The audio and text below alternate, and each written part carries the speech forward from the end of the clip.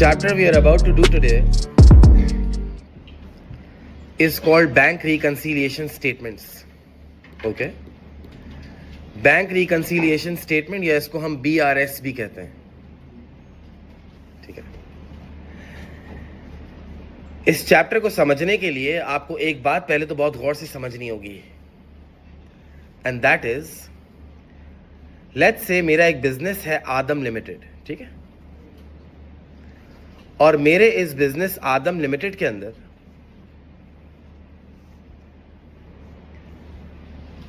एक cash book है. ये वो कैश बुक है जो मेरा अकाउंटेंट बनाता है. राइट. It's very simple. ये वो कैश बुक है जो मेरा अकाउंटेंट बनाता है. ठीक है. अच्छा, normally cash book involves bank and cash both. Normally cash book के अंदर बैंक एंड कैश दोनों होता है. राइट. लेकिन बैंक रिकंसिलिएशन स्टेटमेंट के चैप्टर के अंदर हम सिर्फ कैश बुक के अंदर है ना उसकी बैंक कॉलम की बात करते हैं. बैंक कॉलम की बात करने का मतलब है we will only be talking about the bank account of Adam limited. कि आदम लिमिटेड के बिजनेस के अंदर एक बैंक अकाउंट है जो उसका अकाउंटेंट बना रहा है. तो मेरे बिजनेस के अंदर एक बैंक अकाउंट है जो मेरा अकाउंटेंट बना रहा है. But at the same time ये बात समझना बहुत ज्यादा जरूरी है कि ये जो बैंक अकाउंट मेरा अकाउंटेंट बना रहा है, ये बैंक अकाउंट मैंने सामने खुलवाया हुआ है मीजान बैंक के अंदर. लेट्स से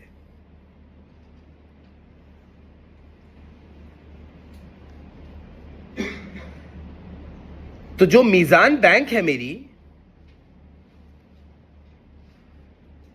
मीजान बैंक ने भी अपने बैंक के अंदर आदम लिमिटेड के नाम का अकाउंट खोला हुआ होगा.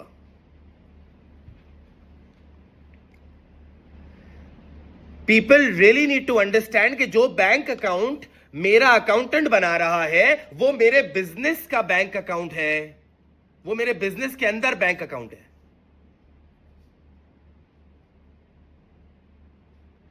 और bank at the same time मेरे नाम का अकाउंट भी बना रहा है, क्योंकि जो अकाउंट मैंने बनाया वह बैंक अकाउंट मेरे बिजनेस ने बनाया है, तो बैंक भी तो मेरे नाम से अकाउंट बनाएगा ना, क्योंकि मेरे पैसे तो सारे बैंक में पड़े हुए हैं.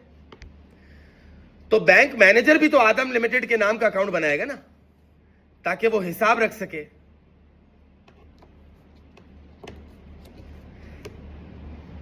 तो सबसे पहली चीज तो यह है कि तुम्हें यह बात समझनी है कि एक मेरा अकाउंटेंट जो अकाउंट बनाता है बैंक अकाउंट, ये मेरे बिजनेस का बैंक अकाउंट है. This is the cash book.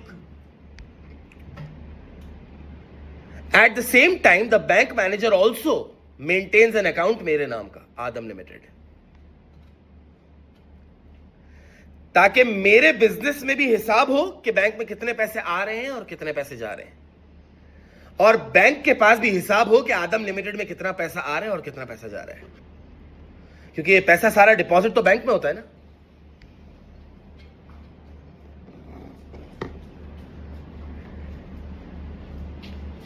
At the end of the month मेरे बिजनेस के बैंक अकाउंट का बैलेंस और बैंक के अंदर आदम लिमिटेड का बैलेंस दोनों सेम होना चाहिए. It should be equal. कैसे? लेट्स से मेरे बैंक अकाउंट में बैलेंस ब्रॉट डाउन है $10,000, यानी मेरे बिजनेस के बैंक अकाउंट दिखा रहा है कि हमारे पास $10,000 बैंक में पड़े हैं. तो यहां आदम लिमिटेड का जो अकाउंट होगा ना बैंक में, उसका भी बैलेंस ब्रॉट डाउन 10,000 होगा. लेकिन सबसे पहली चीज जो तुम लोग को समझनी है वो ये है कि मेरे लिए बैंक में पड़ा हुआ पैसा इज एन एसेट. मेरे लिए, फॉर आदम लिमिटेड, बैंक में पड़ा हुआ पैसा इज एन एसेट, डेबिट. लेकिन बैंक इसको क्यों क्रेडिट पे रिकॉर्ड करता है? क्योंकि बैंक के लिए, बैंक के परसेप्शन से ये आदम का पैसा है, बैंक के लिए ये लायबिलिटी है, क्योंकि पैसा तो बैंक में पड़ा हुआ है ना, और मैं जब चाहूं मैं इसको विड्रॉ कर सकता हूं, मैं जब चाहूं बैंक से मांग सकता हूं, मैं जब चाहूं एटीएम से निकाल सकता हूं. तो मेरे लिए जो एसेट है बैंक के लिए वो लायबिलिटी है. Which is a clear indication, ये क्लियर इंडिकेशन है कि अगर मेरे बिजनेस के अकाउंट में, मेरे बिजनेस के बैंक अकाउंट में, यानी मेरी कैश बुक में अगर डेबिट बैलेंस है तो बैंक उसको क्रेडिट साइड पे रिकॉर्ड करता है. Something which is an asset for me is a liability for the bank. क्योंकि बैंक का पैसा थोड़ी है, ये तो आदम का पैसा है. बैंक के पास खाली पड़ा हुआ है, ये बैंक का पैसा नहीं है, ये आदम लिमिटेड का पैसा है. बैंक के लिए ये लायबिलिटी है.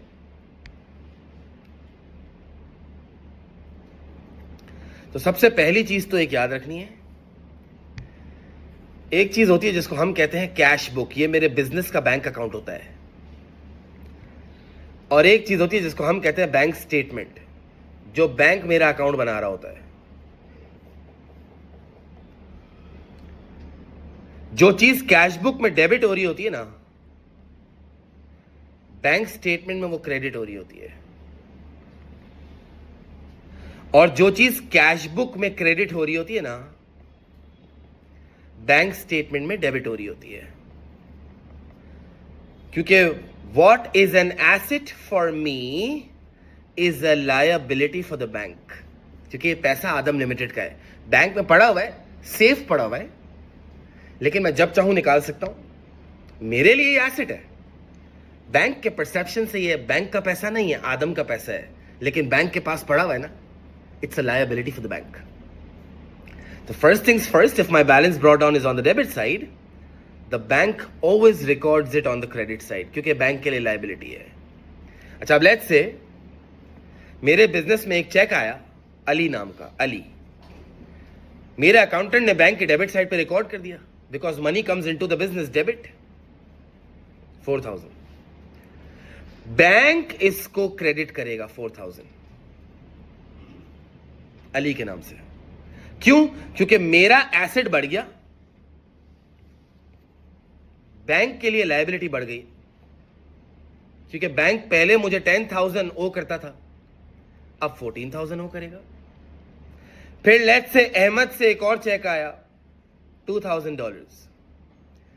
मेरा अकाउंटेंट ने इसको बैंक अकाउंट में डेबिट कर दिया, बैंक इस 2,000 को और क्रेडिट करेगा.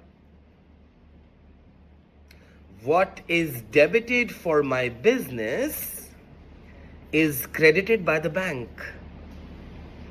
फिर लेट्स से मैंने अपने बैंक अकाउंट से रेंट के पैसे पे किए $1,000, रेंट के पैसे पे किए, तो मेरा एसेट कम हो गया, मैंने क्रेडिट किया. बैंक इसको क्या करेगा? डेबिट करेगा. क्योंकि बैंक से 1,000 और कम हो गए, तो मैंने क्रेडिट किया, बैंक ने इसको डेबिट कर दिया. अच्छा, eight the end of the month क्या होता है, मेरे बिजनेस की जो बैंक अकाउंट है, यानी मेरा कैश बुक है, ये मैंने टोटल किया, और यहां टोटल करने के बाद बैलेंस कर दिया 15,000, which is my balance brought down 15,000.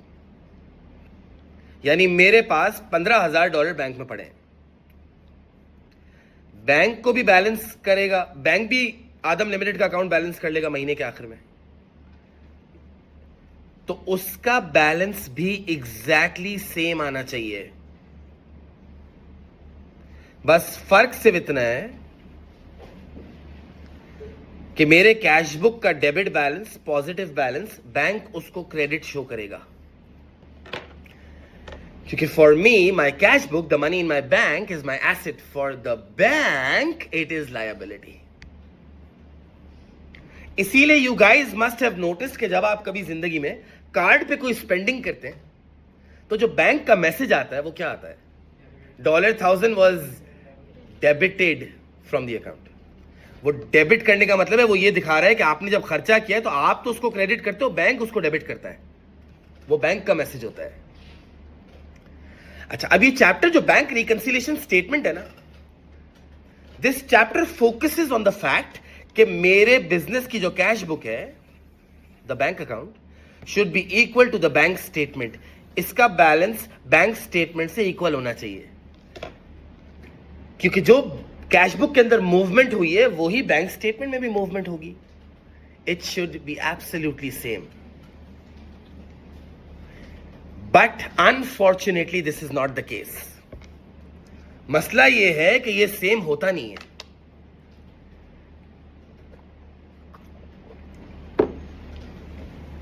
और ये क्यों सेम नहीं होता? मेरी कैश बुक और बैंक का बैलेंस सेम क्यों नहीं होता? ये दोनों इक्वल क्यों नहीं होता? मैंने कहा ये इसलिए इक्वल नहीं होता, ये इसलिए इक्वल नहीं होता. अब आप उसको एरर्स बोलो या लैक ऑफ इंफॉर्मेशन बोलो, जो भी बोलना है बोलो. ऐसा हो सकता है कि कुछ चीजें आपके कैश बुक में रिकॉर्ड नहीं हुई हैं.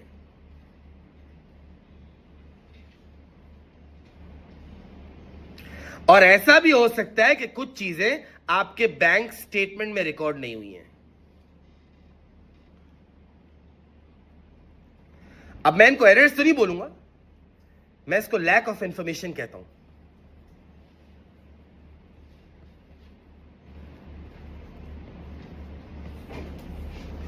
Lack of information in the sense, अगर कोई चीज कैश बुक में रिकॉर्ड नहीं हुई, यानी मेरे बिजनेस के बैंक अकाउंट में रिकॉर्ड नहीं हुई है, तो इसका मतलब लैक ऑफ इंफॉर्मेशन थी अकाउंटेंट के पास. अकाउंटेंट के पास लैक ऑफ इंफॉर्मेशन थी, उसको पता ही नहीं था क्या चीज रिकॉर्ड करनी है. और अगर कोई चीज बैंक स्टेटमेंट में रिकॉर्ड नहीं हुई तो मैं इसको ऐसे समझाता हूं, इसका मतलब बैंक मैनेजर के पास लैक ऑफ इंफॉर्मेशन थी. He was uninformed.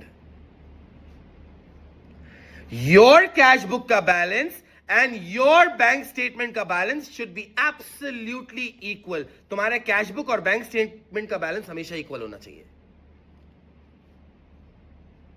लेकिन वो इक्वल होता इसलिए नहीं है क्योंकि समटाइम्स कुछ चीजें कैश बुक में रिकॉर्ड नहीं होती, कुछ चीजें बैंक स्टेटमेंट में रिकॉर्ड नहीं होती. जो चीज कैश बुक में रिकॉर्ड नहीं हुई, it was lack of information on the accountant's part. उसको पता ही नहीं था. जो चीजें बैंक स्टेटमेंट में रिकॉर्ड नहीं हुई, इसका मतलब बैंक मैनेजर के पास इंफॉर्मेशन ही नहीं थी.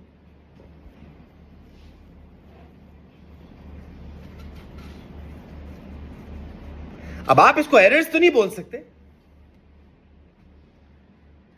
लेकिन जब मेरे अकाउंटेंट को एक चीज पता ही नहीं है, तो इसका मतलब उसने वो कैश बुक में पुट ही नहीं की. बैंक मैनेजर को एक चीज पता ही नहीं है, तो उसने वो बैंक स्टेटमेंट में पुट नहीं की. So basically, this chapter is very logical. Your cash book, the bank account in your business, should be equal to the bank statement. But it's not equal because of lack of information. Accountant के पास lack of information है, उसने cash book में कुछ चीजें record नहीं की. Bank manager के पास lack of information है, उसने कुछ चीजें रिकॉर्ड नहीं की. अब वो क्या ऐसी चीजें हैं जो कैश बुक में रिकॉर्ड नहीं हुई? सबसे पहले तो आप है ना एक एडजस्टेड कैश बुक बनाते हो. सबसे पहले आप क्या बनाते हो? एक adjusted cash book. Adjusted cash book का मतलब है आप एडजस्टेड कैश बुक में वो सारी इंफॉर्मेशन पुट करते हो जो अकाउंटेंट से मिस हो गई है. आप वो सारी इंफॉर्मेशन डालते हो जो आपने कैश बुक में रिकॉर्ड नहीं करी थी. Your adjusted cash book will have all those things which were missed by the accountant, जो अकाउंटेंट ने रिकॉर्ड नहीं करी थी.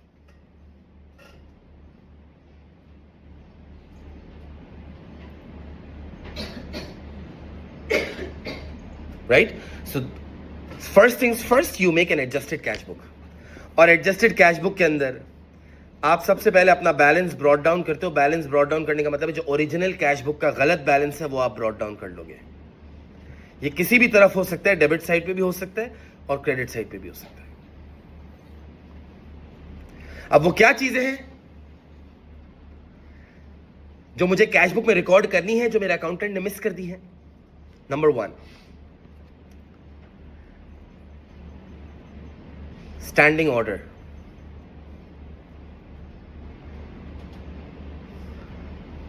स्टैंडिंग ऑर्डर का मतलब होता है when a fixed amount of money is transferred to a fixed person's account on a fixed date. जब एक fixed amount of money fixed बंदे के अकाउंट में ट्रांसफर होता है ऑन अ फिक्स डेट, तो मेरे बैंक ने ऑटोमेटिकली वो पैसा डिडक्ट कर लिया था, लेकिन मेरे अकाउंटेंट के पास वो इंफॉर्मेशन थी नहीं। फॉर एग्जाम्पल, मैंने बैंक को बोला हुआ है हर महीने की 10 तारीख को नेटफ्लिक्स के अकाउंट में 1000 रुपीज आप डाल दीजिएगा, तो मेरे अकाउंट से वो डिडक्ट हो जाएंगे, लेकिन अकाउंटेंट को तो पता ही नहीं है। तो जब अकाउंटेंट को पता कब चलेगा? जब बैंक स्टेटमेंट आएगी हमारे पास महीने के एंड पे, तो पता चलेगा कि 1000 was a standing order to Netflix, standing order.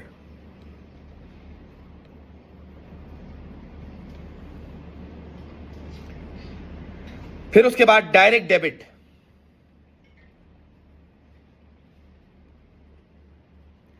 Direct debit का क्या मतलब? मैंने बैंक को बोला हुआ था थोड़े दिनों पहले कि 25 को अली लिमिटेड के अकाउंट में $2000 डाल देना, तो बैंक ने ऑटोमेटिकली डिडक्ट कर लिया ना। अब अकाउंटेंट को पता ही नहीं है, तो जब अकाउंटेंट को नहीं पता तो मेरे बैंक से तो पैसे कट गए।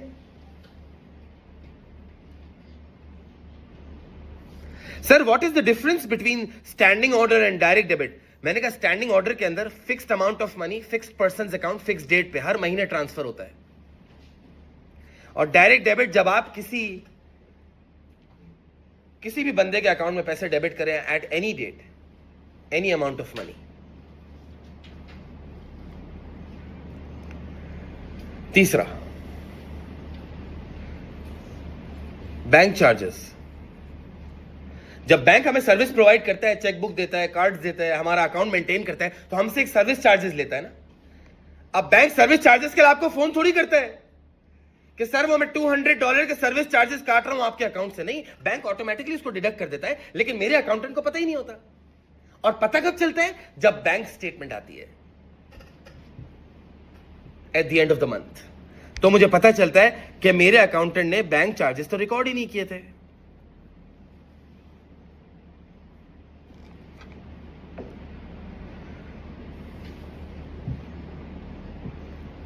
Dishonoured cheque.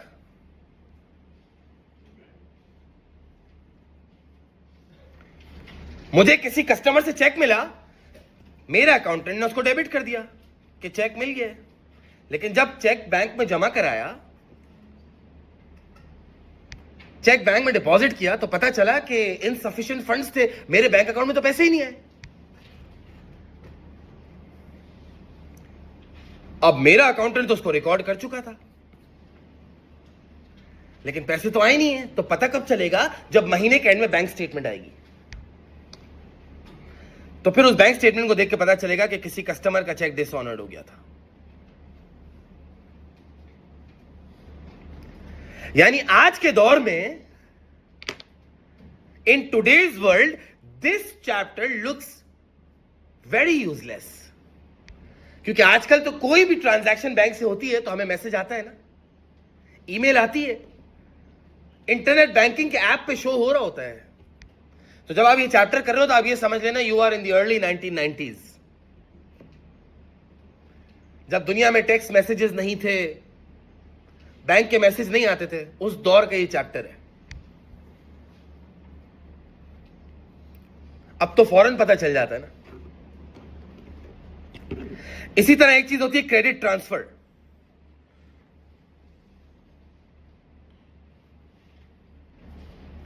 क्रेडिट ट्रांसफर क्या होता है? जब किसी कस्टमर ने मेरे बैंक अकाउंट में डायरेक्ट पैसे भेज दिए, मुझे बताए बगैर मेरे कस्टमर ने मेरे अकाउंट में डायरेक्ट पैसे भेज दिए।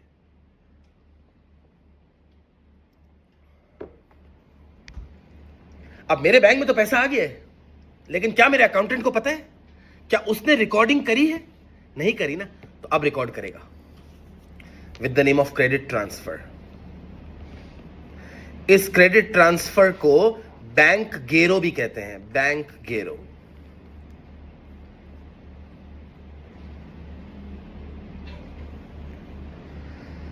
Interest received.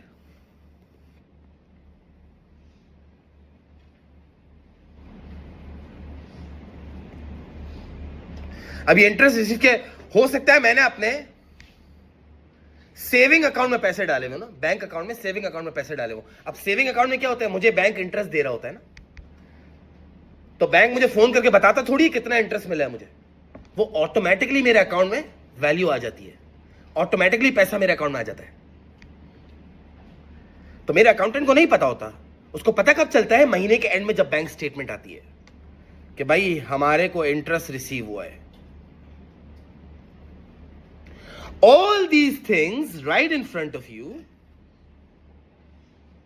ये वो सारी चीजें जो तुम्हारी आंखों के सामने है ना, जो मेरे अकाउंटेंट को पता ही नहीं थी, उसने कैशबुक में रिकॉर्ड ही नहीं की थी। उसको पता कब चला, जब महीने के एंड पे बैंक स्टेटमेंट आई थी।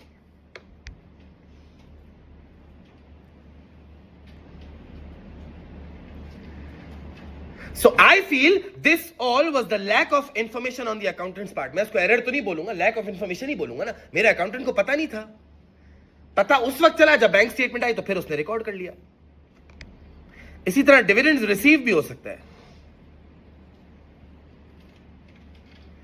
जब मैंने किसी कंपनी के शेयर्स खरीदे हों, किसी और कंपनी के, और वो कंपनी मुझे डिविडेंड डायरेक्ट बैंक अकाउंट में डाल देती है ना, तो मेरे अकाउंटेंट को तो नहीं पता था, उसको पता उस वक्त चलता है जब बैंक स्टेटमेंट आती है।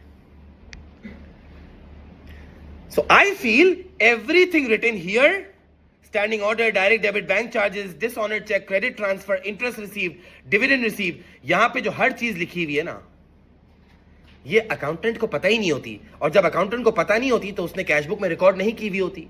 जब उसको पता चलती है बैंक स्टेटमेंट से, तो वो रिकॉर्ड कर लेता है। इसी तरह कुछ लैक ऑफ इंफॉर्मेशन होती है बैंक मैनेजर के पास।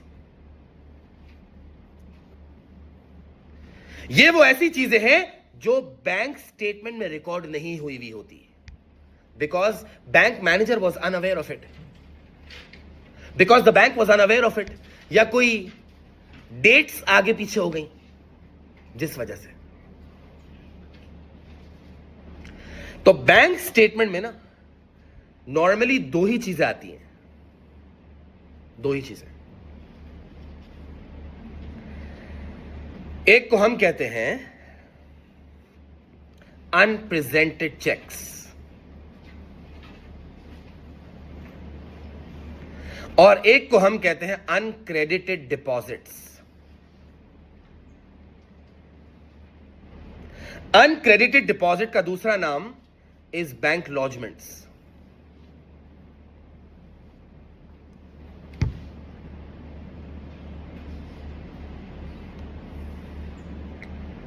इसका क्या मतलब है? मैंने कहा पहले अनप्रेजेंटेड चेक का मतलब सीख लो। ये वो चेक होता है जो हम किसी को पे करते हैं। फॉर एग्जाम्पल, मैंने अपने सप्लायर को $1000 का चेक दिया, तो मेरा अकाउंटेंट उसको कैशबुक में रिकॉर्ड कर चुका होगा ना, क्रेडिट साइड पे, कि मैंने किसी को चेक दिया। अब वो चेक बैंक में गया, फॉर एग्जाम्पल 30 दिसंबर को गया, और मेरे अकाउंट से पैसे कटे ही नहीं है, और 31 दिसंबर को स्टेटमेंट आ गई, तो उसमें से वो पैसे नहीं कटे हुए। इसको कहते हैं अनप्रेजेंटेड चेक। अनप्रेजेंटेड चेक का मतलब होता है मैंने किसी को चेक दिया था, वो बैंक पे प्रेजेंट नहीं हुआ, और अगर प्रेजेंट हो भी गया तो डेट और क्लियरिंग की वजह से वो बैंक स्टेटमेंट पे रिफ्लेक्ट नहीं हो रहा। Unpresented cheque is the cheque that we pay. ये वो पैसा है जो हम पे करते हैं ना, हमारे कैशबुक से क्रेडिट हो रहा होता है, यहां पे अनप्रेजेंटेड चेक होता है। कैशबुक में तो रिकॉर्ड हो गया होगा, लेकिन बैंक पे प्रेजेंट नहीं हुआ, यानी बैंक स्टेटमेंट में शो नहीं हो रहा। इसी तरह uncredited deposit, the money that we receive, ये वो पैसा है जो मुझे रिसीव हो रहा है। अब जब मुझे चेक रिसीव हुआ तो मेरे अकाउंटेंट ने तो उसको रिकॉर्ड कर लिया होगा ना, लेकिन बैंक स्टेटमेंट में नहीं आया। क्यों नहीं आया? क्योंकि लेट्स से 30 सितंबर को हुआ था, लास्ट डे पे मुझे एक चेक मिला, मैंने बैंक में जमा करा दिया। It was paid into the bank. Examiner इसके लिए पेड इनटू द बैंक का वर्ड यूज करता है। तो आप पेड देख के घबराना नहीं, पेड इनटू द बैंक का मतलब है डिपॉजिट। तो शाम को जब बैंक स्टेटमेंट रिलीज हुई तो उसमें डिपॉजिट आ ही नहीं रहा था, क्योंकि लास्ट डे पे था, क्लियर नहीं हुआ हो सकता है। ये दो चीजें ऐसी हैं जो बैंक स्टेटमेंट में आती हैं, बैंक रिकंसिलिएशन स्टेटमेंट में। A cheque which was not presented, the cheque that we pay, uncredited deposit, the money that we receive is not yet received into the bank account.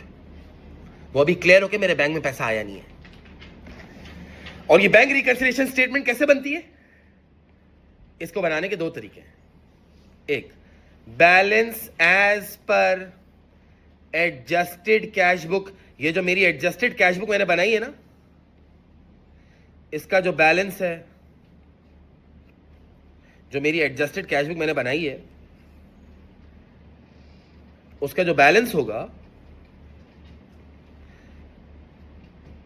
इस balance आप start करो, balance as per adjusted cash book. Add unpresented cheques less uncredited deposit. Bank reconciliation statement बनाने का simplest तरीका ये है।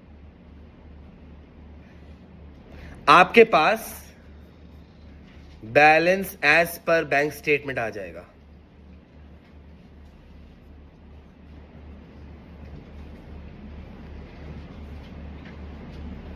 या इसका दूसरा तरीका है जिसमें आप बैंक रिकंसिलिएशन स्टेटमेंट बनाते हो, सेम फॉर्मेट ही होता है ऑलमोस्ट, बस उल्टा हो जाता है। एक और बैंक रिकंसिलिएशन स्टेटमेंट का फॉर्मेट है, आप balance as per bank statement से स्टार्ट करते हो, ऐड करते हो अनक्रेडिटेड डिपॉजिट्स, ये वो पैसा है जो मुझे रिसीव हुआ है, लेस करते हो अनप्रेजेंटेड चेक्स, ये वो पैसा है जो मैंने पे किया था ना,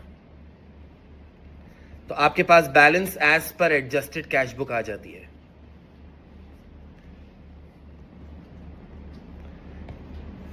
ये रही।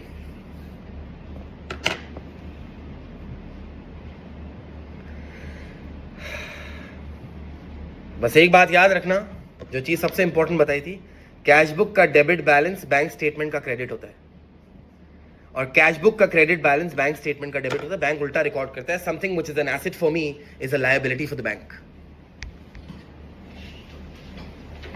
This entire chapter is based on how the bank column in my business's cash book should be equal to my bank statement at the end of the month, but it is not equal क्योंकि कुछ lack of information accountant के part पे होती है जो cash book में मुझे record करनी पड़ती है, एडजस्टेड कैश बुक। कुछ lack of information बैंक के पार्ट पे होती है जो मुझे रिकॉर्ड करनी पड़ती है बैंक रिकंसिलिएशन स्टेटमेंट में।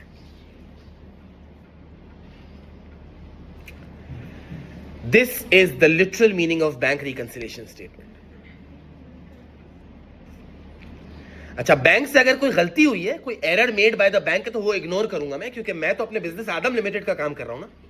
तो if there is an error made by the bank itself, अगर बैंक ने कोई एरर किया तो वो मैं इग्नोर करूंगा। अगर बैंक ने कोई एरर किया तो वो मैं इग्नोर करूंगा, वो मैं रिकॉर्ड नहीं करूंगा, क्योंकि वो बैंक का एरर है और मैं तो आदम लिमिटेड का काम कर रहा हूं।